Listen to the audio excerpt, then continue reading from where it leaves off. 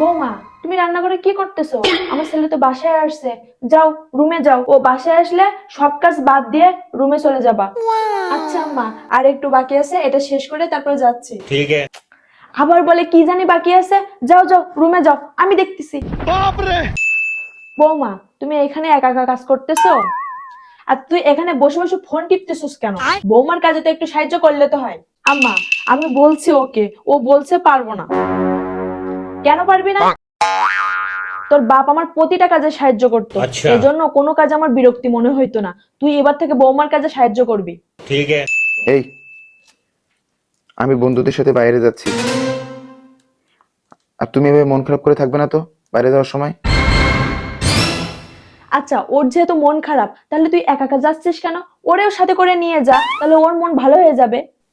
এই, তুমি তো অসুস্থ, এই ওষুধগুলো খেয়ে নিও সময় মতো। আমি কাজে বেরোচ্ছি। আচ্ছা ঠিক আছে, তুমি সাবধানে যেও। মা, ও তো অসুস্থ, যদি বেশি শরীর খারাপ হয় তাহলে তুমি ডাক্তারের কাছে নিয়ে যেও। আচ্ছা, তুই থাকতে আমি ওরে নিয়ে যাব কেন? আজকেও শরীর খারাপ, আজকের দিনটা কাজে বেরোনোর দরকার কি? ওর পাশে বসে ওরে একটু সময় দে, ওর সাথে একটু কথা বল, দেখবি ওর শরীরটা ভালো লাগবে। প্রতিটা শাশুড়ি যদি বৌমাকে এইভাবে সাপোর্ট করতো তাহলে কোনো সংসারে অশান্তি হইতো না, ঘরে ঘরে ডিভোর্সের সংখ্যা কমে যাইতো।